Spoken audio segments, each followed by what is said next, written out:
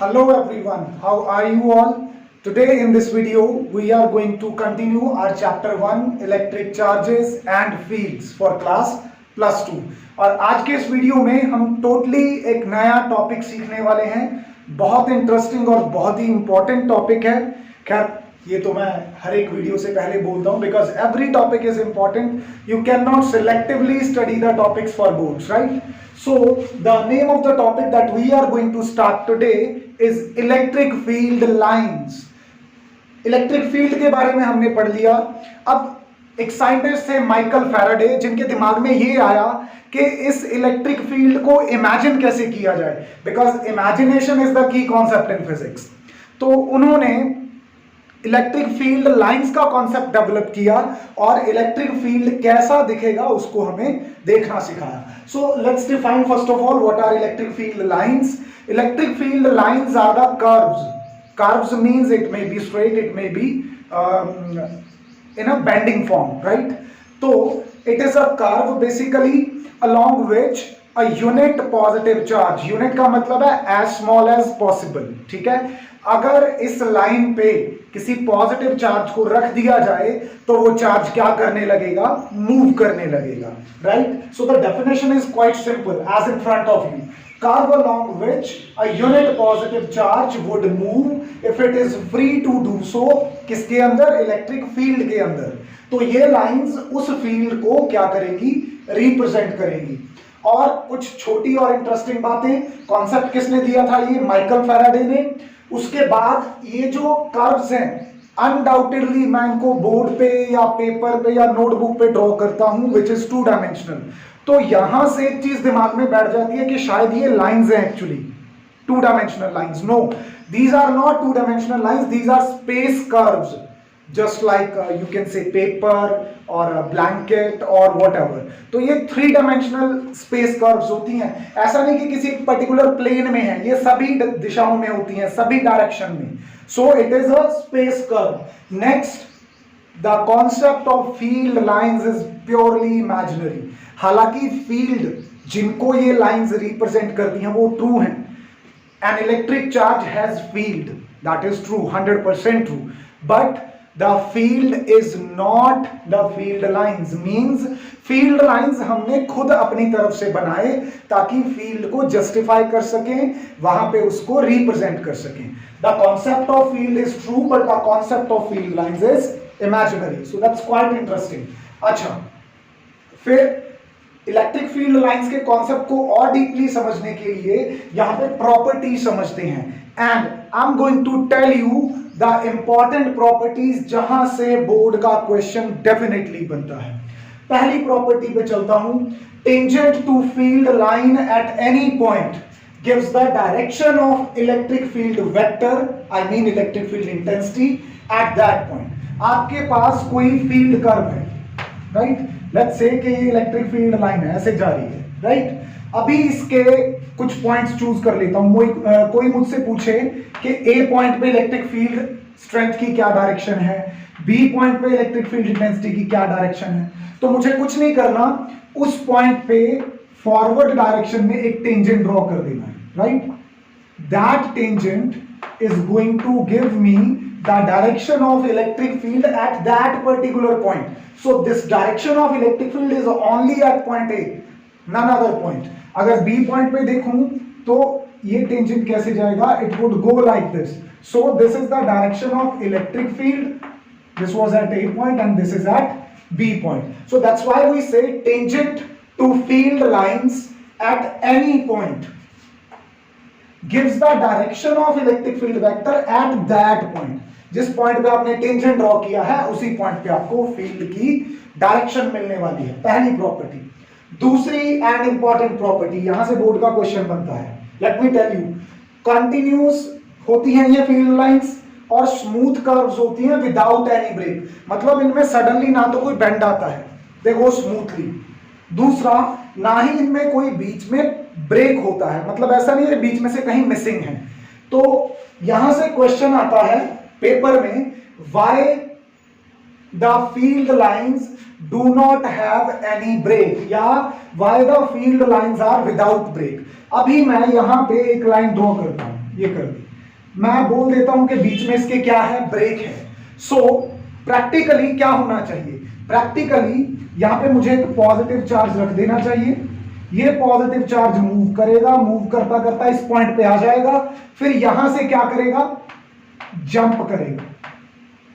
यहां से क्या करेगा, जंप करके यहां पे आएगा and it will continue to. This is something I should observe practically. But practically जब इसको देखा गया तो ऐसा कोई जंप नजर नहीं आया। हमने देखा कि प्रैक्टिकली एक्सपेरिमेंटली ये जो पॉजिटिव चार्ज है ये कॉन्टिन्यूसली बिना किसी जंप के मूव करता है। अगर बिना किसी जंप के मूव करता है इसका मतलब वहां पे कोई ब्रेक एग्जिस्ट करता ही नहीं है। सिंस क्या लिखेंगे एग्जाम में, since the unit positive charge move through the electric field या move on electric field lines continuously without having any jump, so we can say that there is no break in the electric field lines. Let's come up to the next property. The field lines start from positive charge and end at negative charge. Field lines positive charge से शुरू होती हैं और negative charge पे खत्म हो जाती हैं। They do not form closed loops. आराम से समझना क्योंकि क्वेश्चन आता है पेपर में, why do electric field lines do not form closed loops?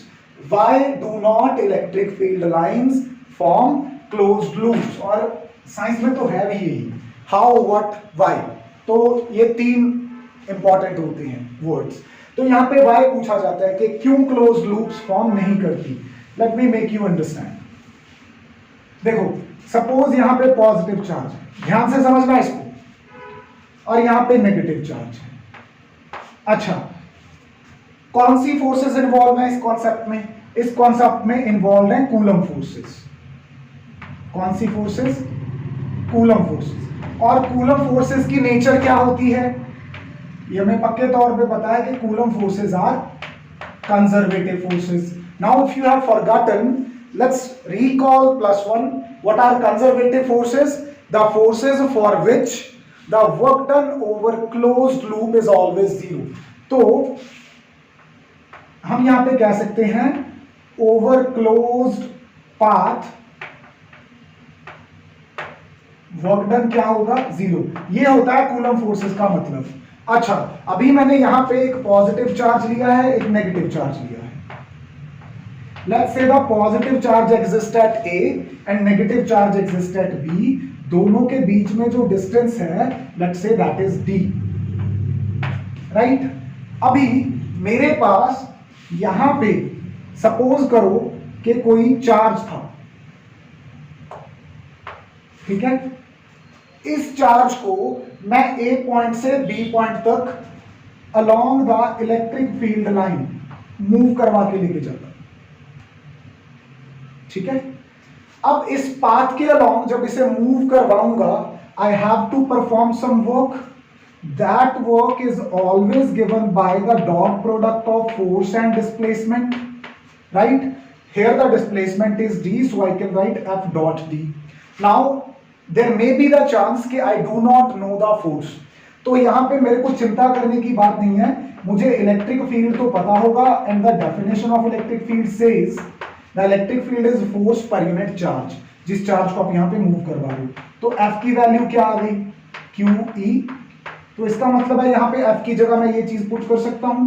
तो वर्क का फॉर्मूला क्या आ गया, Q बाहर रख लें, E vector dot D vector. कोई परेशानी नहीं है आपको इस चीज में। अच्छा, हम गए अलोंग द पाथ AXB। अगर AXB के अलोंग जाऊं तो फील्ड भी उसी डायरेक्शन में जा रहा है। Look at the arrow, field from positive to negative जाता है, मैं भी उसी तरफ जा रहा हूं। तो मेरा वर्क डन यहां पे positive of let's say x आएगा, कुछ ना कुछ वर्क आएगा मेरा पॉजिटिव ऑफ x।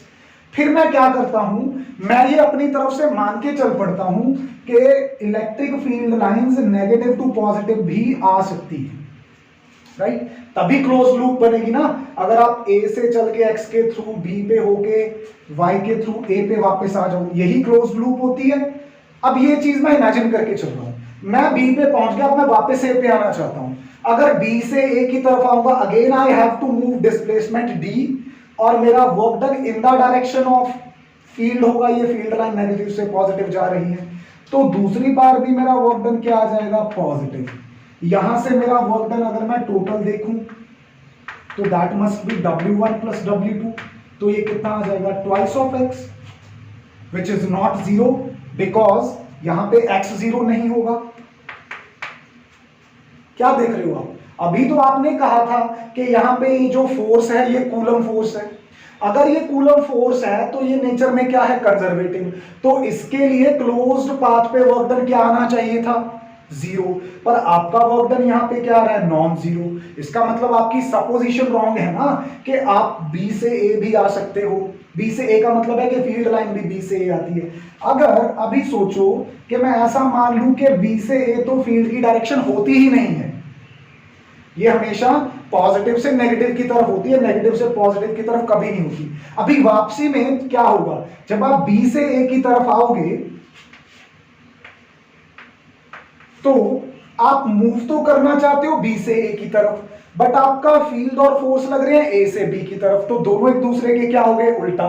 जब फोर्स और डिस्प्लेसमेंट एक दूसरे के उल्टा हो तो वर्क क्या होता है, नेगेटिव। अभी जरा W1 और W को ऐड करना, plus x minus x, work क्या आ गया यहां पे, zero, which satisfies the property of conservation for coulomb forces. इसका मतलब फील्ड कभी नेगेटिव से पॉजिटिव आ ही नहीं सकता। अगर ऐसा होगा तो कूलम फोर्सेस की कंजर्वेटिव प्रॉपर्टी वायलेट होगी, विच इज नेवर पॉसिबल। तो ये क्वेश्चन आपको एग्जाम में आता है इंपॉर्टेंटली, और इसका ये वाला सॉल्यूशन आपको कहीं नहीं मिलेगा, ठीक है। So learn this, understand this. If you have any problem you can ask in the comment section, right. चलो नेक्स्ट पे आ जाते हैं। No two field lines can cross each other. Field lines जो हैं वो जितनी मर्जी क्लोज या फार अवे हो सकती हैं, पर एक दूसरे को क्रॉस, इंटरसेक्ट, टच कभी नहीं करेंगी, नेवर। ऐसा क्यों? चलो वही कॉन्ट्राडिक्टरी मेथड, कॉन्ट्राडिक्शन मान के चल पड़ता हूं कि भाई मान नहीं रही ये तो बात, ये तो एक दूसरे को क्या कर रही हैं, इंटरसेक्ट कर रही हैं। लो कर लो इंटरसेक्ट, तो पॉइंट ऑफ इंटरसेक्शन ये हो गया, ठीक है। ये दो फील्ड लाइंस एक दूसरे को इंटरसेक्ट कर रही हैं एट पॉइंट O। तो इस पॉइंट पे कर्व 1 और कर्व 2 के लिए अगर मैं इलेक्ट्रिक फील्ड की डायरेक्शन देखूं वो पॉइंट पे, तो कर्व 1 के लिए तो ये बनेगी, और कर्व 2 के लिए डायरेक्शन क्या बनेगी, ये। अभी क्या ऐसा पॉसिबल है कि एक ही पॉइंट पे किसी वेक्टर क्वांटिटी की दो दो डायरेक्शन हो जाए? नेवर। क्यों? वेक्टर का मतलब होता है magnitude and a particular direction.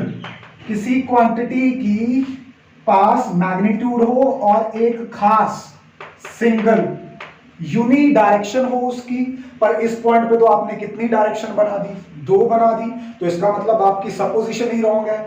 इसका मतलब तो electric field intensity vector quantity ही नहीं है, ऐसा तो नहीं है। Electric field intensity is a vector quantity. तो अगर आपकी फील्ड लाइंस कहीं इंटरसेक्ट करेंगी तो यहां से आपकी इलेक्ट्रिक फील्ड इंटेंसिटी की वेक्टर नेचर डिस्ट्रॉय हो जाएगी। So it is never possible कि फील्ड लाइंस एक दूसरे को इंटरसेक्ट करें। क्या लिखोगे एग्जाम में? If the two field lines intersect each other then at the point of intersection there will be two directions of electric field intensity which is against the unidirectional property of a vector quantity. So it is never possible. आगे जो electric field lines होती हैं वो जब एक दूसरे को जब वो कॉन्ट्रैक्ट करती है तो अलोंग द लाइन करती हैं। अभी जैसे एक चार्ज यहां पे पड़ा है, एक चार्ज यहां पे पड़ा है, ये लाइन है पॉजिटिव से नेगेटिव की तरफ। तो जब इस लाइन को कॉन्ट्रैक्ट करना होगा ना, तो जैसे आप एक रबर बैंड को खींचते हो तो जब छोड़ते हो उसे तो वो अपनी लेंथ वाइज ही कॉन्ट्रैक्ट करता है, तो फील्ड लाइंस भी लेंथ वाइज ही कॉन्ट्रैक्ट करेंगी, जिसका मतलब है कि अगर अपोजिट चार्ज है तो एक दूसरे को क्या करेंगे, अट्रैक्ट करेंगे, क्योंकि ये कॉन्ट्रैक्ट ही उस केस में होती है। तो कॉन्ट्रैक्शन लेंथ वाइज होना फील्ड लाइंस की क्या एक्सप्लेन करती है? अट्रैक्शन। और जब ये एक्सपैंड होती हैं तो लेटरली एक्सपैंड होती है। मतलब अगर फील्ड लाइन ऐसे है, ये यहां से क्या होनी है, एक्सपैंड होनी है, तो ये ऐसे एक्सपैंड होंगी। मतलब थी ऐसे, एक्सपैंड कैसे होंगी, ऐसे। तो ये दो सिमिलर चार्जेस को क्या करवाएंगे, रिपेल करवाएंगे। इसका मतलब रिपल्शन का केस कैसे एक्सप्लेन होता है, अगर हम ये माने कि फील्ड लाइंस एक्सपैंड करेंगी लेटरली। ठीक है, तो ये प्रॉपर्टी आप ध्यान में रखना। वैसे ये बहुत कम चांसेस हैं पूछे जाने के, कि कॉन्ट्रैक्ट करती हैं lengthwise which explains attraction, and expand करती हैं laterally which explains repulsion. Next property is important. Electric field lines की जो क्लोजनेस है वो रिप्रेजेंट करती है स्ट्रेंथ को। ठीक है, जैसे हम पढ़ते हैं कि यूनिटी में स्ट्रेंथ होती है। अगर आप एक दूसरे से यूनाइटेड रहोगे, करीब रहोगे, तो आप ज्यादा स्ट्रेंथ शो कर पाओगे। अगर आप एक दूसरे से फार अवे रहोगे तो आप किसी भी बुराई के अगेंस्ट, किसी भी इवल के अगेंस्ट अपनी स्ट्रेंथ शो नहीं कर सकते। तो यहां पे भी वही है, किसी रीजन में, किसी जगह पे अगर फील्ड लाइंस की डेंसिटी यहाँ पे पर यूनिट वॉल्यूम नहीं है, यहाँ पे पर यूनिट एरिया है। ठीक है, चलो अगर 3 डायमेंशन में देख लूं तो वॉल्यूम में भी देख सकता हूं, not a problem at all, पर एरिया मेरे लिए ज्यादा यहाँ पे काम का है, आगे समझ आएगा आपको। ठीक है, फ्लक्स के कॉन्सेप्ट में। तो अगर किसी जगह पे फील्ड लाइंस की डेंसिटी ज्यादा है तो वहां पे इसका मतलब इलेक्ट्रिक फील्ड भी स्ट्रॉन्ग है। अगर कहीं पे डेंसिटी कम है, इसका मतलब वहां पे फील्ड भी वीक है।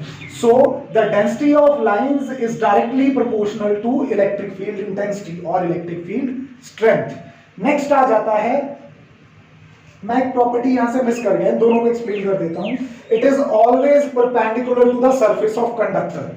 कंडक्टर के रिगार्डिंग खैर दो प्रॉपर्टीज हैं इलेक्ट्रिक फील्ड लाइंस की।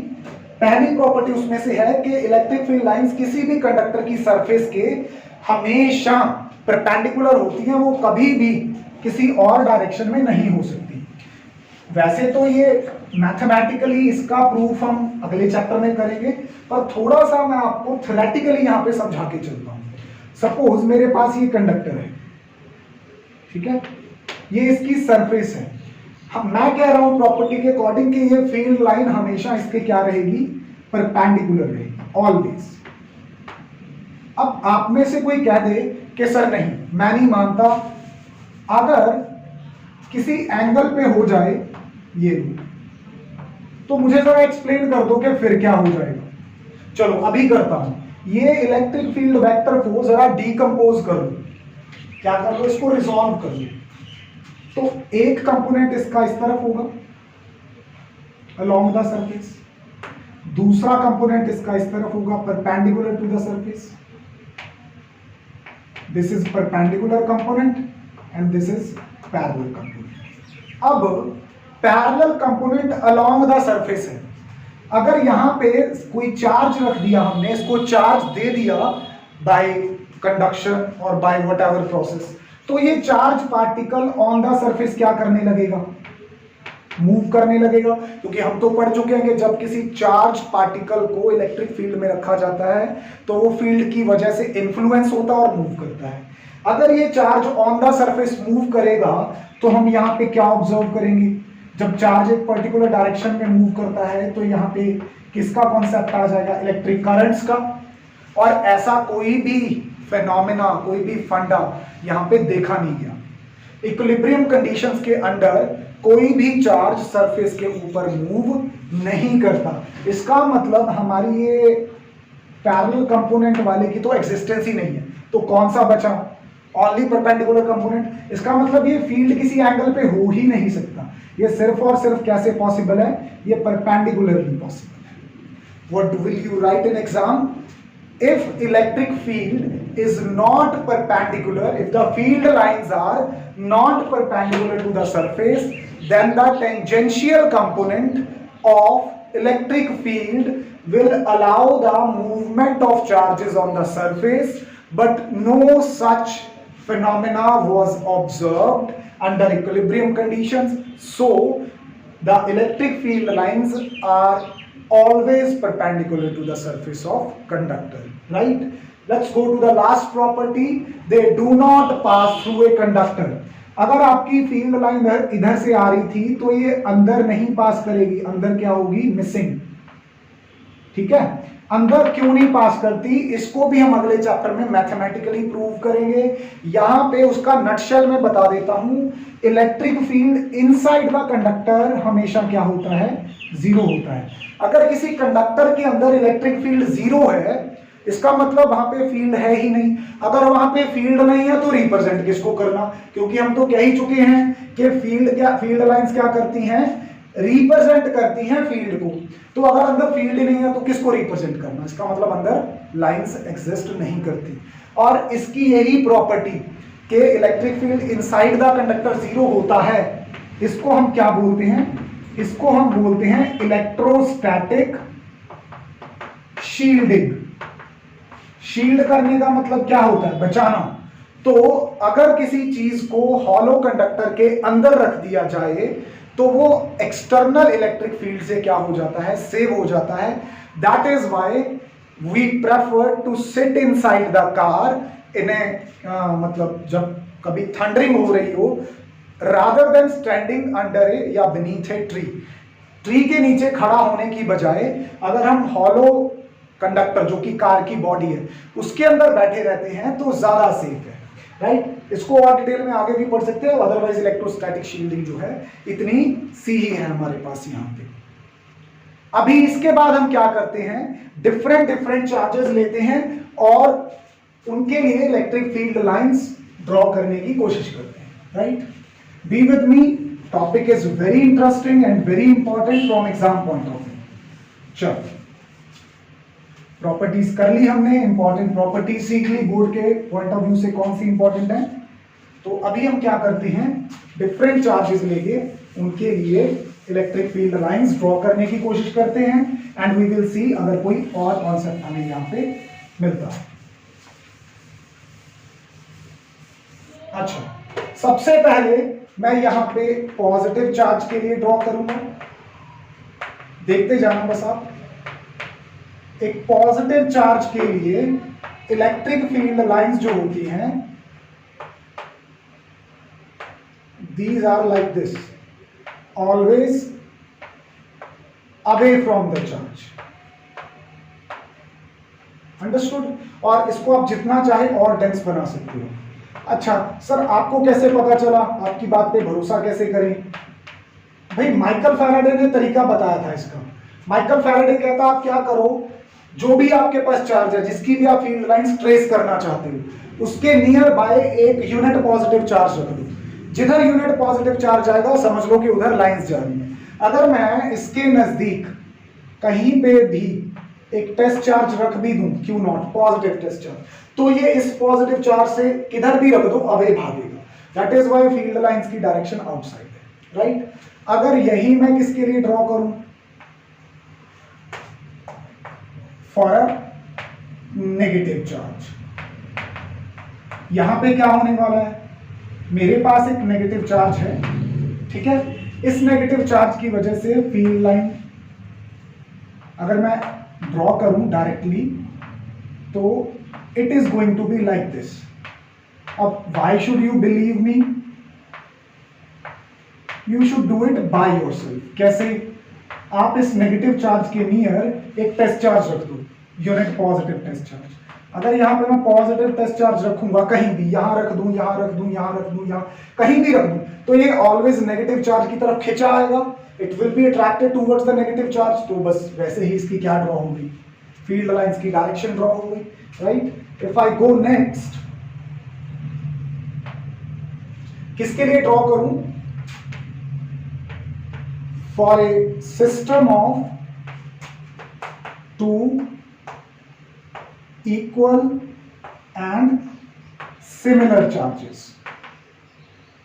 मेरे पास इक्वल और सिमिलर चार्ज है। सिमिलर चार्ज का मतलब दोनों पॉजिटिव है या दोनों नेगेटिव है। फर्क क्या पड़ेगा, एरोज का।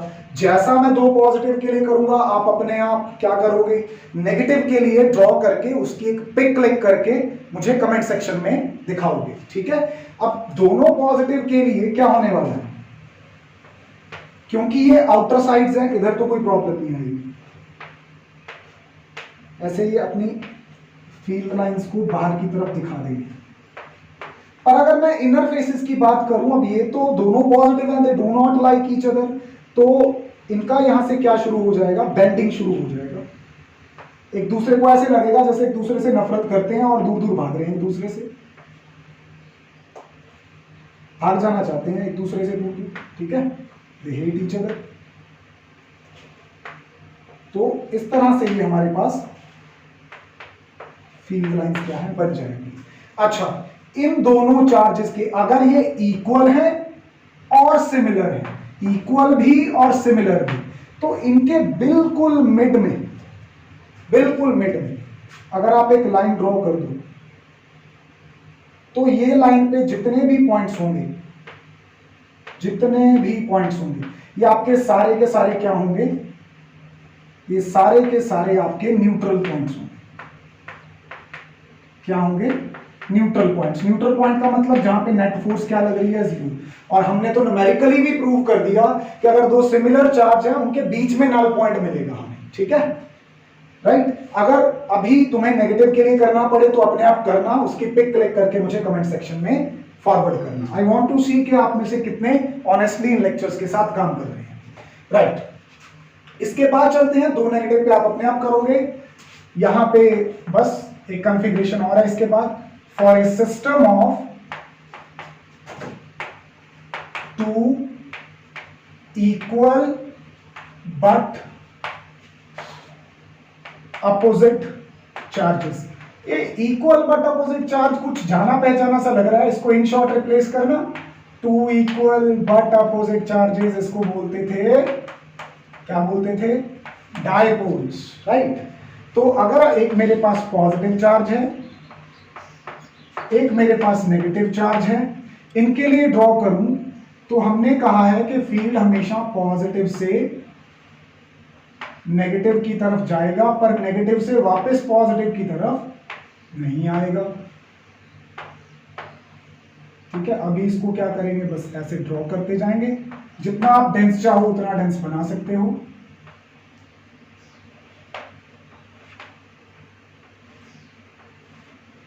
पॉजिटिव से बाहर जाते हुए दिखाना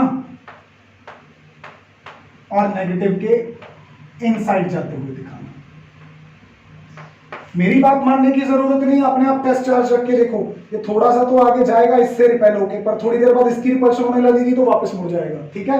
इधर क्या होगा, उधर जाने लगेगा यूनिट पॉजिटिव चार्ज, उधर से वो खींचने के लिए तैयार बैठा होगा, तो always in that direction.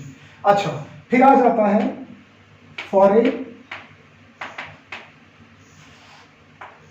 Uniformly charged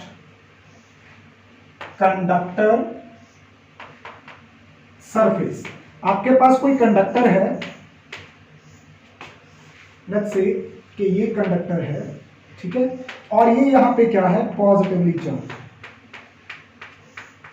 तो इसके लिए आप फील्ड लाइंस कैसे शो करोगे? हमने तो अभी पढ़ लिया कि फील्ड लाइंस सरफेस के हमेशा क्या होती हैं, परपेंडिकुलर, ठीक है। परपेंडिकुलर है तो पॉजिटिव चार्ज के लिए यहां रखूं तो उधर को भागेगा, यहां रखूं तो इधर को भागेगा, तो ऑलवेज इससे क्या होंगी, अवे, राइट, इस तरह से। अब कमेंट सेक्शन में फिर से आपको ये किसके लिए ड्रॉ करके देना है, मुझे नेगेटिव प्लेट के लिए ड्रॉ करके देना है, ठीक है। So this is how we represent the electric field lines for various systems. अच्छा, एग्जाम में ना कई बार पॉजिटिव चार्ज नहीं लिखा आता, क्या लिखा आ जाता है, Q ग्रेटर देन जीरो। अभी ग्रेटर देन जीरो तो आपको पता है कि पॉजिटिव होता है, तो इसके बारे में बात कर रहे हैं, नेगेटिव की बात कर रहा है तो Q less than zero. Two equal and similar charges की बात कर रहा है तो बोलेगा Q1 Q2 greater than zero.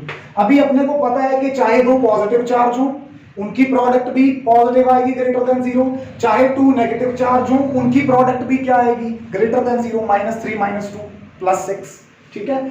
पर अगर एक पॉजिटिव है एक नेगेटिव है तो इनके लिए Q1 Q2 less than zero. तो एग्जाम में आपको पॉजिटिव नेगेटिव इक्वल अपोजिट की बजाय मैथमेटिकली ये जो मैंने सर्कल में डाला ऐसे भी आ सकता है, इसका आप ध्यान रखेंगे यहाँ पे, ठीक है। यहाँ पे इसको तो आपको दो टास्क दे दिए मैंने कमेंट सेक्शन में करने के लिए, एक तो दोनों नेगेटिव चार्जेस के लिए, एक नेगेटिव प्लेट के लिए।